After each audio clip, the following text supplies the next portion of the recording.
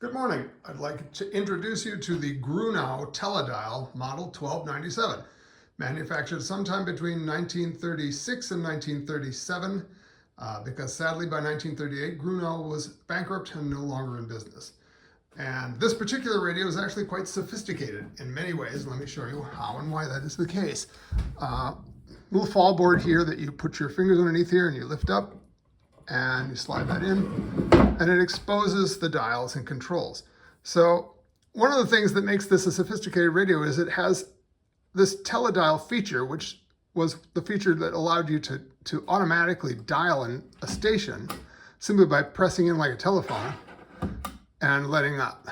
And I've got two stations actually programmed in here, but what makes this interesting is it has a station lock right here. So this is a circuit that actually helps you bring in a station across a range because the teledial feature doesn't dial it perfectly. So this allowed you to actually dial it perfectly.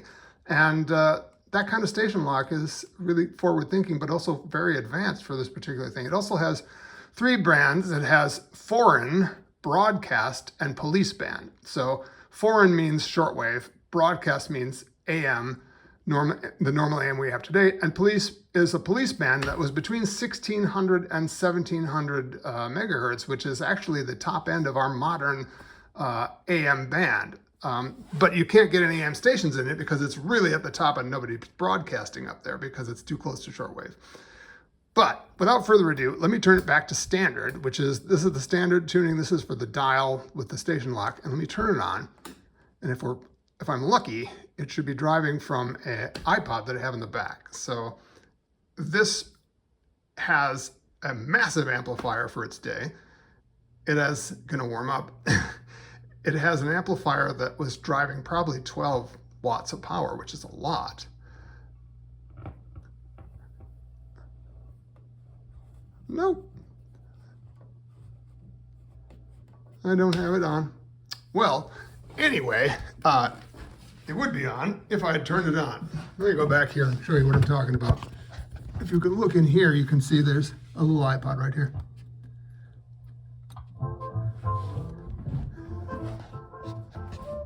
Now it's playing from the iPod.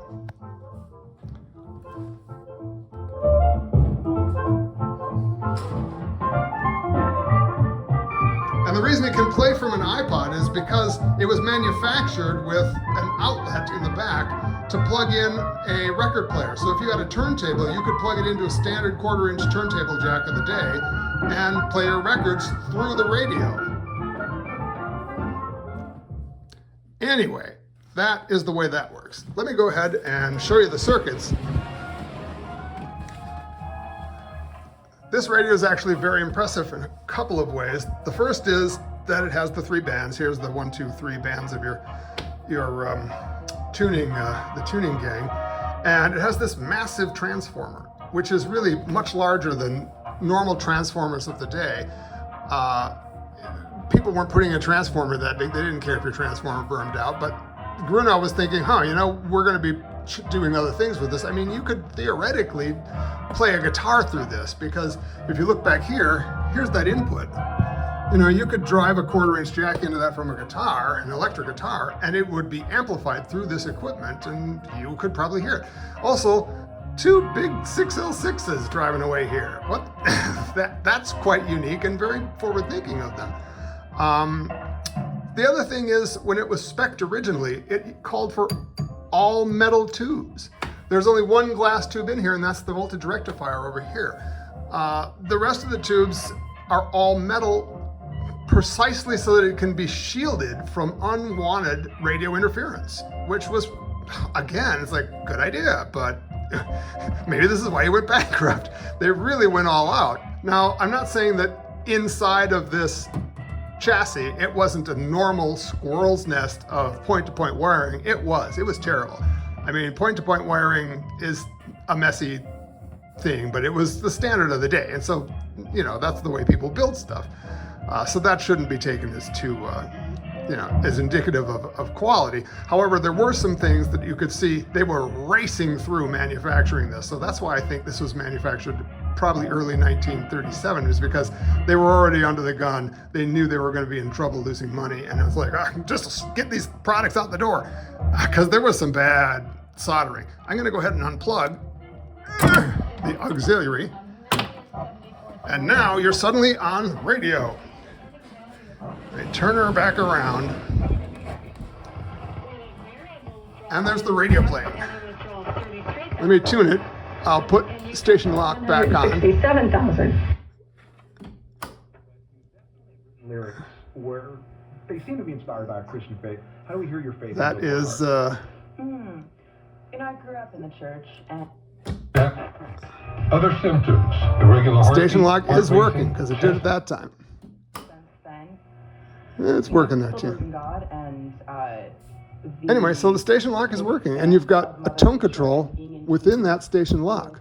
the things that I cannot see. And so I think there's like a mystic nature on this record that doesn't exist in prior ones. But then you also have, outside of broadcast, you have foreign, which is the shortwave band, which is this band up here.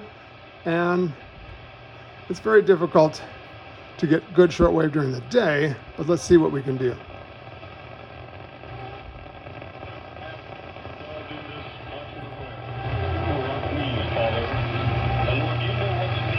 There's something.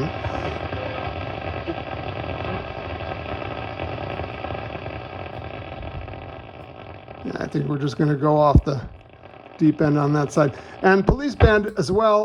Unfortunately, there's just not much on police band. This is, I think, between 16 and 1700 megahertz, which is the top of the modern AM broadcast band. But people don't want to broadcast up there.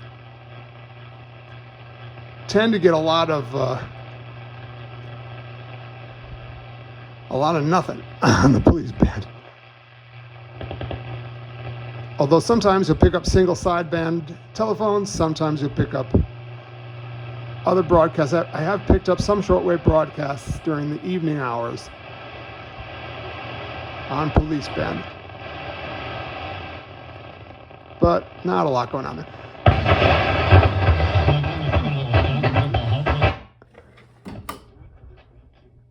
Public radio, at least for morning edition. But back to Thanks so much broadcast. for joining us.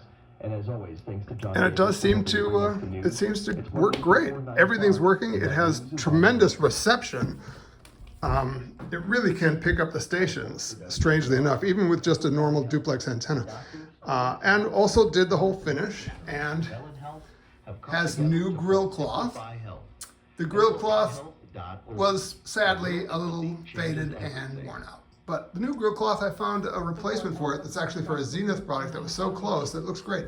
And the wood, you really couldn't see. The old finish had yellowed so badly, you could not see the difference between the different veneers that they use, which, you know, these beautiful decorative veneers were just completely hidden. You couldn't see anything. And they had this last veneer layer ebonized and then a gold trim between the two. And unfortunately, the veneers all popped off the bottom. So I just went ahead and ebonized the underlayment, and I don't think you can tell, but anyway, there it is, the Grunow 90-year-old radio, still running fine.